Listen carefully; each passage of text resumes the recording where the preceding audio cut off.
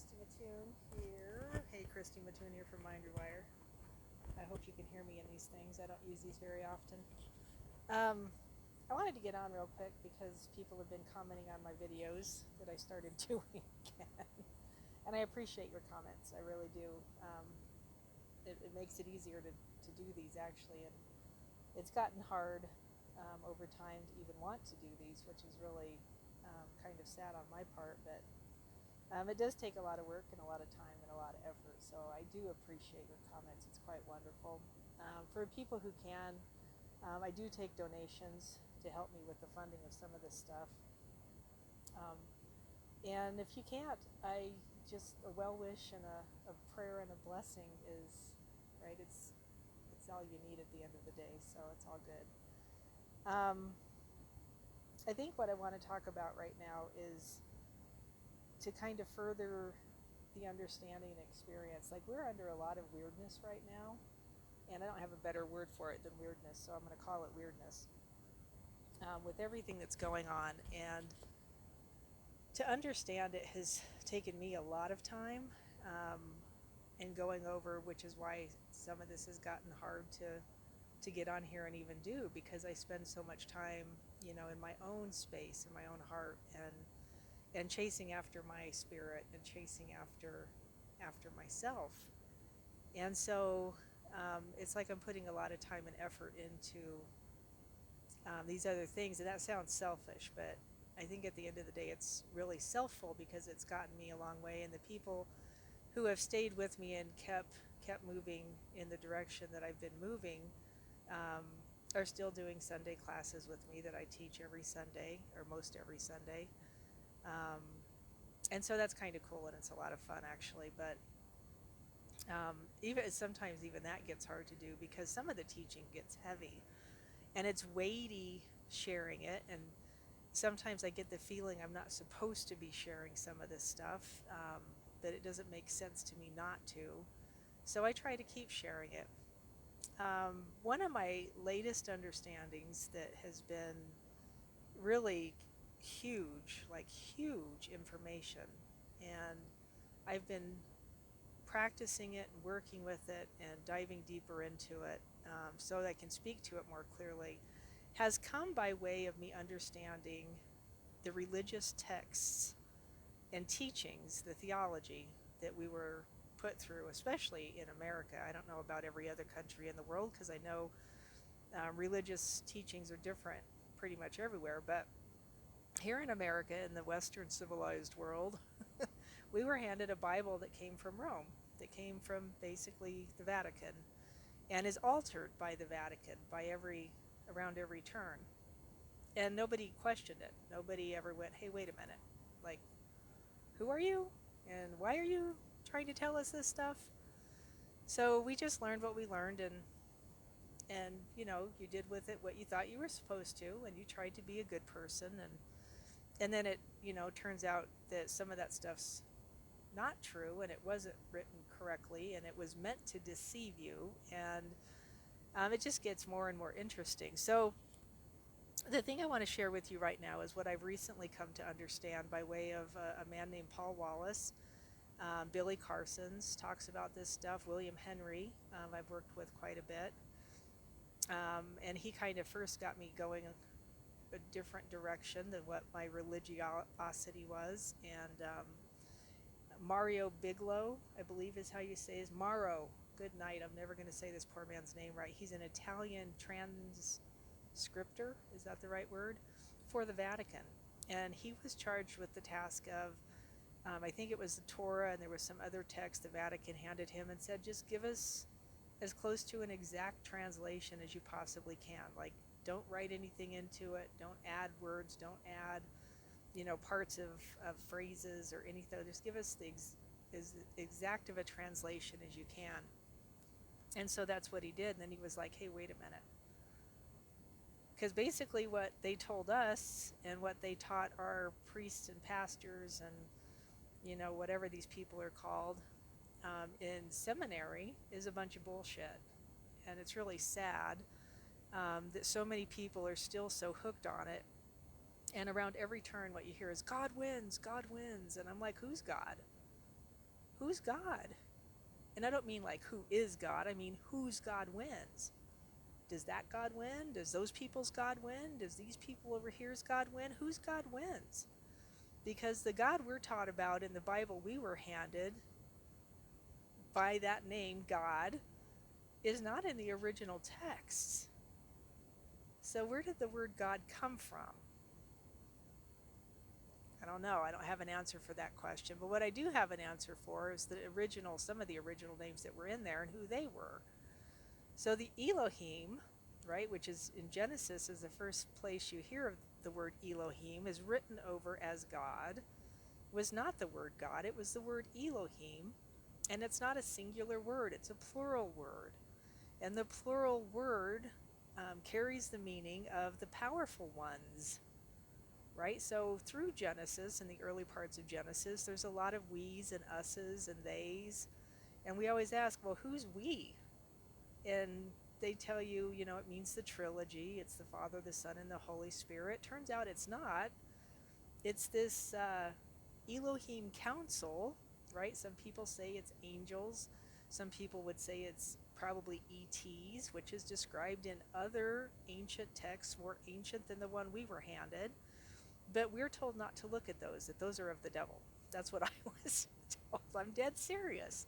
That's what I was told. That's of the devil. Don't read that stuff.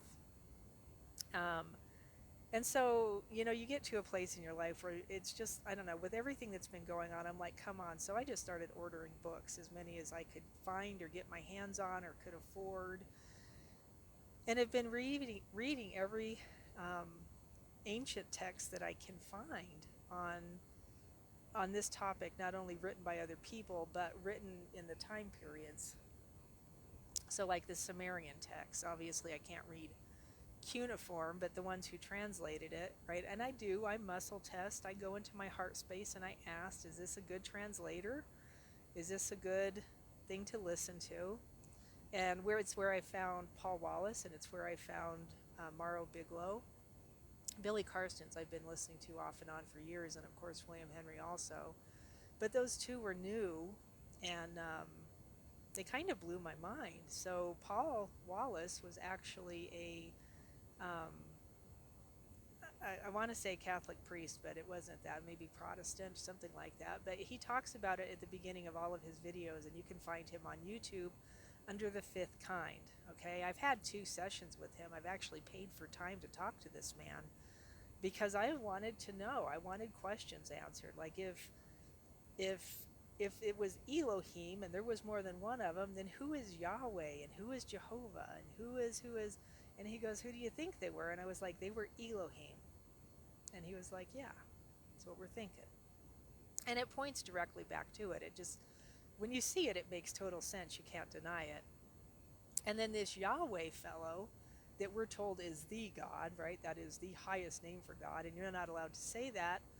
You know, when you start asking the question, well, why can't Jews say the name of God? Like, why can't they use that name? And even they can't tell you. They don't know where that came from. It's not written anywhere, apparently. So it's just part of the theology that somebody said, hey, don't say that name. And everybody was like, ooh, don't say that name. And then they didn't say that name. And now they still don't say that name, right? Yah, Ashura, Yah. What is that? And I'm not pronouncing it totally correctly.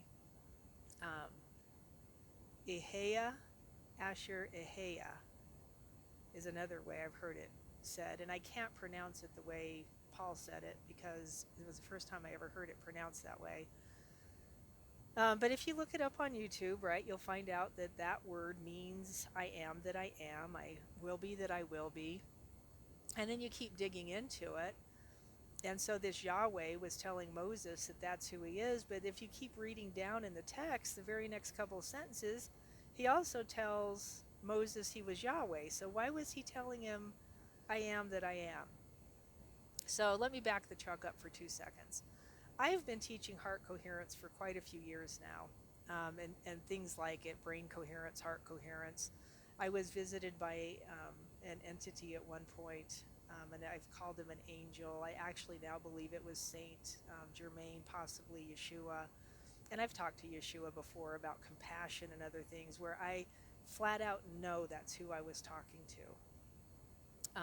And so um, this entity that came to me that I'm pretty sure was Saint Germaine told me, when I was very angry about what was going on around me and I couldn't get some emotional patterns cleared using the typical stuff that we're all taught to use, right? All the techniques and little tricks and tips, and nothing was working. And I was just a train wreck, and I was pissed, and I started going after it. And this entity appeared and said, "Here, do this." And he taught me this thing called, he called it the ladder of awareness, and it was the brain, the heart, and the gut. Turns out the gut's a very important part. You don't want to leave out of your clearing of anything because it produces neurotransmitters too. And if you clear the heart and the brain and you don't handle the gut, guess what? Yeah, it's going to keep coming back and kicking you in the arse. So anyway, he taught me that, and it was very effective, and I've taught it to thousands of people, probably if not more at this point. And I mean, it's just incredible to me, the whole thing. So um, recently what showed up was the Saint Germaine I Am disclosures. I've never heard of these before. I've never known any of this. And so I started reading the one, I think it's volume, I want to say it's volume 3, the one I could get hold of. And I was just blown away. The first 3 disclosures were what I've been teaching the last 3 years, or had a lot of it in it. And I'm sitting there and I'm like, this is crazy. Like, is this who I've been talking to? I actually asked, and I said it out loud, is this who I've been talking to, is Saint Germaine? And I hear a yes. Like an outside of me audible yes. And I was like, okay, this is nuts. And I'm like, so, tell me more. And I kept listening. I was actually on a drive to Denver. I kept listening to the disclosures. And I was just blown away. I was mind boggled by all of this. All the information in it about I am and how to use I am. And I'm sitting one day, and I'm just kind of, as I'm going through this, it was in the same weekend, and all of a sudden I get this very clear vision of this kind of roadmap. I don't know what else to call it. It was kind of, it looked like a roadmap to me, that went from the Elohim to Yahweh to Yeshua. And I was like, do what? Like, what are you? And it just made it more real. It made this whole thing powerful. If the I am disclosures and understanding, some people will call them I am affirmations. And if you're only using an I am affirmation and not getting the job done, you're missing something. And I always say you're missing being coherent, because if you're coherent and you use an I am statement, it is so powerful. I never quite understood why. Get my hair out of my eyes. I never quite understood why until I had this vision. And so let me tell you what the vision was real quick. The vision was literally starting with the Elohim and who they were, and I was like, yeah, I understand that. And then on to Yahweh at the mountain with Moses, and he's telling Moses, I am that I am. If the people, Moses asked, what should I tell them to call you? And he said, I am that I am. Eheya Esher Eheya. I think that's a better translation, a better way to say it. And that translates to what we say is, I am that I am, I will be that I will be, I can that I can, I create that I create, right? So many things. It paints, the words itself in the ancient language paint a picture. It's not just I am that I am, it paints a picture, right? So hold on to that part, understand that. And then it shot me forward to Yeshua, through his life, being born, being a child, and then disappearing for a period of time. Right? And where was he? So from other ancient texts, we know that Yeshua was either in Egypt or India studying. What was he studying? Right? So some people just flat out say he was studying the mystery schools. Studying. And so, I mean, what that means now and what that meant then, probably 2 different things. But one of the things that I was told he got from it was the power of I am. Let me explain. Go back to Yahweh on the mountain with Moses for a quick second. Yahweh told Moses to tell the people, to have them call him I am that I am. Right? And in the ancient language, Eheya, Esher, Eheya. And it's not a name. That's what I was told. That is not a name. That is a powerful invocation of the source of the cosmos creative power. What? And he goes, flashing me back forward to Yeshua. And after he returns and he's doing the work of the Father, and a lot of it's I am statements. I am. Go back and look. Go look up, Google all the I am statements. And instead of thinking of it like he's talking about himself, what I was shown was I'm losing my daylight here. He was talking about the source of the cosmos, what he was calling the Father. And Peter, I believe in Acts, he's teaching to a group of Athens, or in Athens, who were wanting to know more about what this God was. And his definition of God, are you ready for this?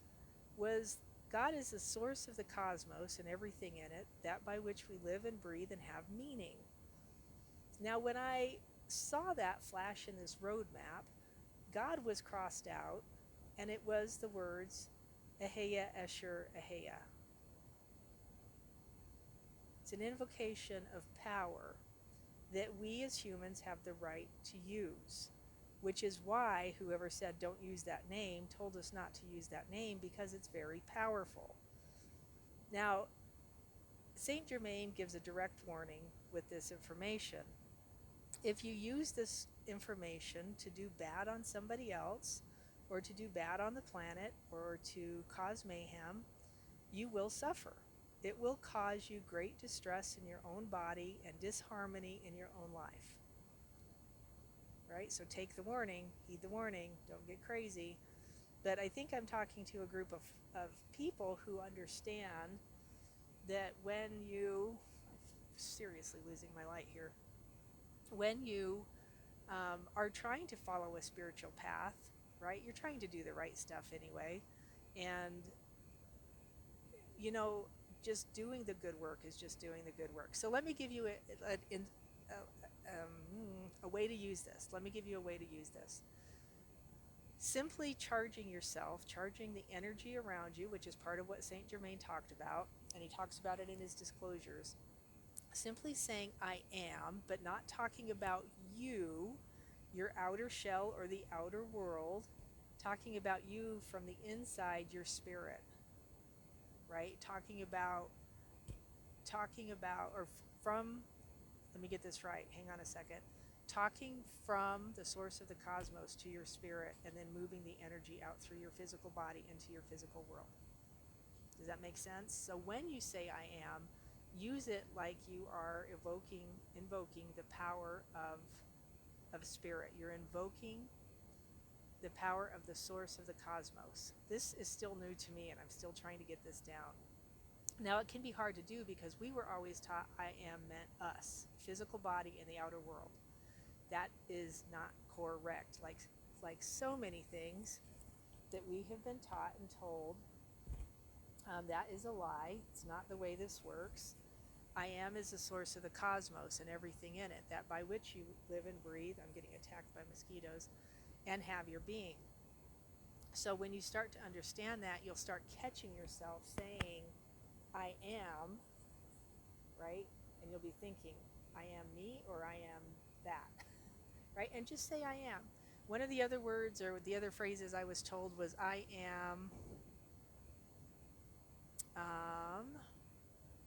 I am radiant energy was one of them. I am radiant energy. And then saying it knowing that the I am is the source of the cosmos, so the power comes through you, and it doesn't come through the top of your head and down through your body. It comes from the inside of your heart, the secret space of the Most High, to out through every layer of your essence. Opulent radiance, that's the one I'm trying to think of. Opulent radiance, thank you. I am opulent radiance. Charge your system with that. Charge your system with that. Okay, I want to bless you. Let me know in the comments below if this helps. Please share this video so that it might bless somebody else. I am taking donations. If you have it in you to give, if it helps you, share first of all. Share this forward. If you can, Venmo, and then I'll drop the link for that below. And then keep listening, keep coming back, because I'm going to keep giving you more on this, right? So that's just kind of a first idea, a basic idea. I've got to get in and out of these mosquitoes. They're starting to really be crazy. They're probably those robot mosquitoes that frickin' what's his name made. Sorry. I am a deterrent to all mosquitoes, right? So I'm using the opulent radiance of I am to deter mosquitoes. How do you know it works? Step out into your life and test it, right? So if I keep sitting here and now all of a sudden there's no mosquitoes around me, it's crazy powerful. I'm just telling you. I feel like because I can't see my own face anymore. All right, I love you. I bless you. We'll see you again soon. Bye.